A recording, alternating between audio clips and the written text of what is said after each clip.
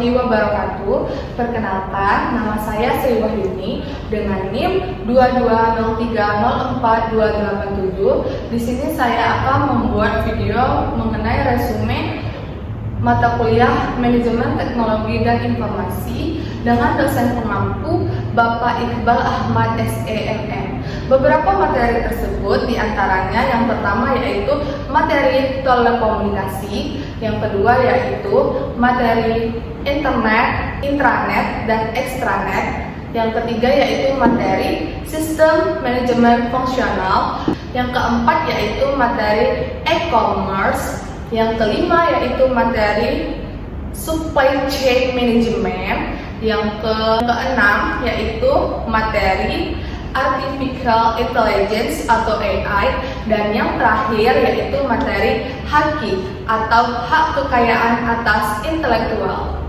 Materi yang pertama yaitu mengenai telekomunikasi.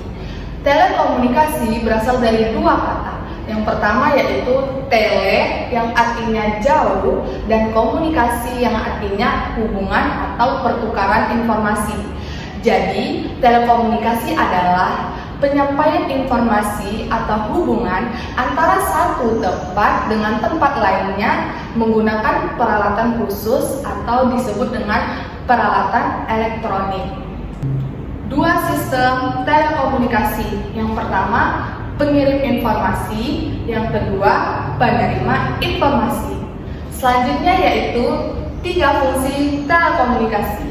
Yang pertama, fungsinya yaitu transmitting device, yang artinya kabel, serat optik, dan udara tergantung pada jarak tempat yang saling dihubungkan.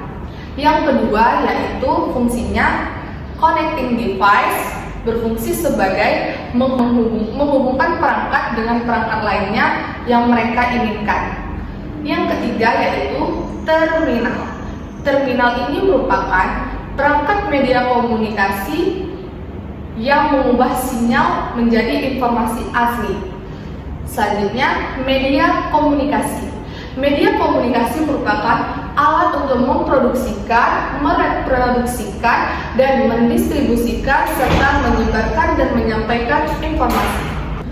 Materi yang kedua yaitu ada internet, intranet, dan extranet. Yang pertama yaitu internet atau yang biasa disebut dengan interconnection network, merupakan sebuah sistem komunikasi global yang menghubungkan komputer-komputer dan jaringan-jaringan komputer seluruh dunia.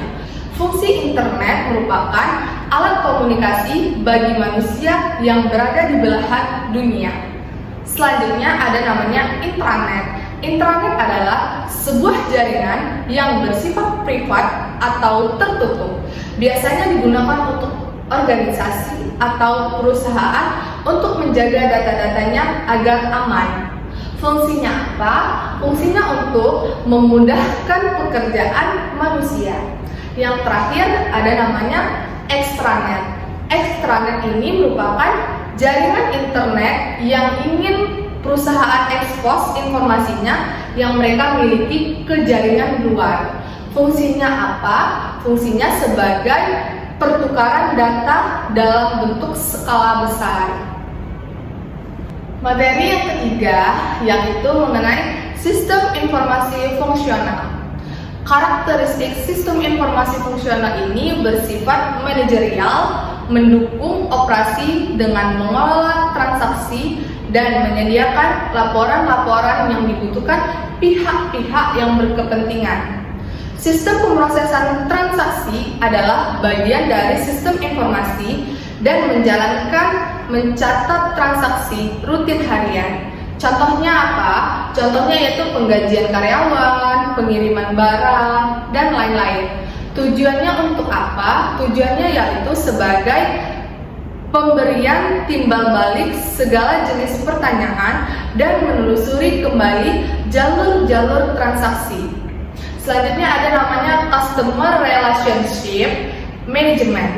Ini merupakan teknik yang dirancang untuk mendapatkan, menjaga, dan bekerja sama dengan pelanggan terpilih untuk menciptakan nilai yang maksimal untuk pelanggan serta perusahaan.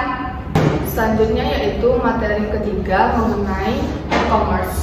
E-commerce merupakan proses pembelian dan penjualan atau pertukaran produk, layanan, dan informasi melalui jaringan komputer, termasuk internet. Jenis-jenis e-commerce yang pertama, business to business atau B2B merupakan menjual barang atau jasa antar bisnis melalui penjualan online.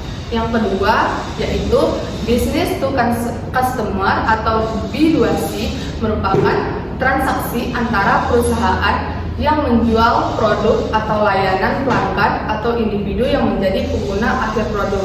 Contohnya Bukalapak, JDID, Blibli, dan Tokopedia. Yang ketiga yaitu consumer to consumer atau C2C merupakan perdagangan antara pribadi individu dengan konsumen. Contohnya yaitu industri vertikal. Yang keempat, consumer to business merupakan penciptaan produk atau layanan yang dikonsumsi bisnis. Contohnya envato.com, Element Design, dan lain-lain. Jenis e-commerce yang kelima yaitu business to administration atau B2A merupakan lembaga pemerintah bertukar informasi untuk melakukan bisnis lebih mudah. Contohnya BPJS, DJP, dan lain-lain. Yang keenam, consumer to administration atau C2A, di mana kita dapat membantu konsumen mengirim umpan balik atau meminta informasi sektor publik. Contohnya membayar tagihan listrik, pajak, dan lain-lain. Yang ketujuh, online to offline atau O2O. Ini merupakan kombinasi bisnis offline. Contohnya Alfamidi, Klik Indomaret, dan lain-lain. Keuntungan e-commerce yang pertama, tidak membutuhkan modal yang besar. Yang kedua, fleksibilitas menjalankan bisnis. Yang ketiga, mempermudah proses ekspansi bisnis. Yang keempat, kemudahan pembayaran dan transaksi bisnis. Adapun batasan-batasan e-commerce atau batasan teknisnya yaitu kurangnya pengakuan standar acara universal untuk kualitas, keamanan, dan kehandalan. Yang kedua yaitu bandwidth telekomunikasi yang tidak mencukupi. Yang ketiga yaitu masih melibatkan tools pengembangan perangkat lunak. Yang keempat, kesulitan dalam mengintegrasikan internet dan perangkat lunak e-commerce dengan aplikasi-aplikasi lain dan basic data. Di sisi lain ada juga kegagalan dalam e-commerce yang terjadi karena berbagai alasan. Berikut merupakan faktor umum yang sering menyebabkan kegagalan dalam sebuah e-commerce. Yang pertama, kurangnya riset pasar. Tidak memahami pasar dan kebutuhan pelanggan dapat menyebabkan produk atau layanan yang ditawarkan tidak sesuai dengan permintaan pasar. Yang kedua, pengalaman pengguna yang buruk. Situs web yang lambat, sulit digunakan, atau tidak responsif dapat menghalangi pelanggan untuk melakukan pembelian. Yang ketiga, pemasaran yang tidak efektif. Kampanye pemasaran yang tidak efektif atau tidak mencapai audiens yang tepat dapat menghambat penjualan. Selanjutnya, penelitian pasar. Penelitian pasar merupakan proses mengumpulkan, menganalisis, dan menginterpretasikan informasi tentang pasar, produk, layanan untuk memahami kebutuhan dan preferensi konsumen serta kondisi dalam persaingan. Selanjutnya yaitu mengenai periklanan dan layanan. Periklanan dan layanan pelanggan ini merupakan dua komponen yang sangat penting dalam menjalankan bisnis yang sukses, terutama dalam e-commerce. Keduanya berperan dalam menarik dan mempertahankan pelanggan. Contoh komponennya yaitu yang pertama, bagian periklanan. Periklanan adalah alat yang digunakan untuk mengkomunikasikan informasi tentang produk atau layanan kepada calon pelanggan dengan tujuan meningkatkan penjualan. Strategi periklanan yang efektif melibatkan berbagai teknik dan platform untuk mencapai audiens target.